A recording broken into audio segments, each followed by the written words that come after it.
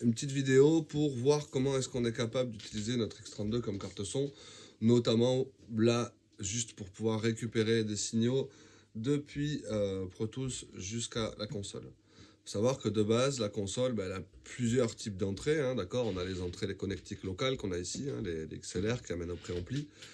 On a des connectiques numériques comme la ES50 et on a également la possibilité de se connecter en USB à un ordinateur pour que notre X32 fonctionne comme une interface audio.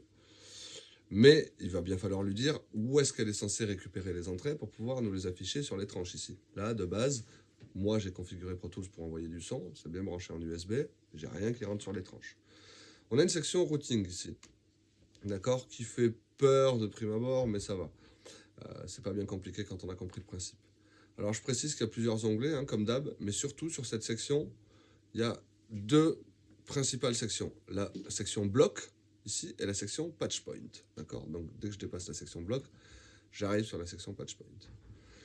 La section bloc, elle porte bien son nom, c'est là où on va pouvoir travailler sur notamment les entrées et les sorties par bloc de 8 ou de 4, la plupart du temps.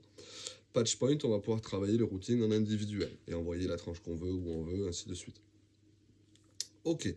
De base, toutes mes tranches ici sont censées récupérer les entrées locales. Je le vois, tranche 1 à 8 récupère les entrées locales 1 à 8, 9 à 16, 9 à 16, ainsi de suite en local. Si je m'étais branché en AES ici, par exemple, j'aurais pu venir récupérer les entrées de la AES 1 à 8 sur les tranches 1 à 8. Ok, on voit qu'il y a un petit A qui est apparu ici. Il y a toujours une indication à l'écran de qui arrive où. On n'a que le A, pourquoi? Parce que ce sont bien les entrées 1 à 8 qui rentrent sur les tranches 1 à 8. Si j'avais voulu envoyer les entrées 9 à 16 de l'AES sur les tranches 1 à 8, c'est totalement possible, faisons-le, j'aurais eu un petit numéro en plus, d'accord? A9, A10, A11, ainsi de suite. Vous avez toujours une indication de qu'est-ce qui arrive sur la tranche.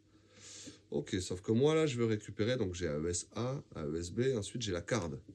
En tout dernier, j'ai le patch user qu'on laisse de côté pour l'instant. Donc moi, ce que je veux, c'est que sur mes tranches arrive ce qui vient depuis la carte. D'accord? Carte son. Là, qu'est-ce qu'on fait? Hop, 1 à 8. Et on voit directement que ça module. D'accord? Ça veut dire que le signal, il rentre bien sur mes tranches. Pas de souci. C'est OK. Donc si je veux faire la suite, je fais le bloc 9 à 16. Hein, je viens bien sur les cartes, 9 à 16, et ainsi de suite. Voilà, je vois que ça module. Il n'y a pas de souci. Je vais pouvoir regarder si j'ai du volume.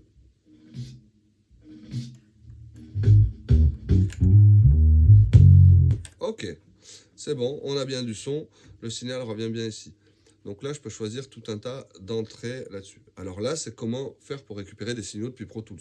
Pour envoyer des signaux depuis la console vers Pro Tools, c'est pas bien compliqué. Sinon, il suffit d'aller dans la section card ici et de choisir qui va sortir par le câble USB et aller jusqu'au logiciel.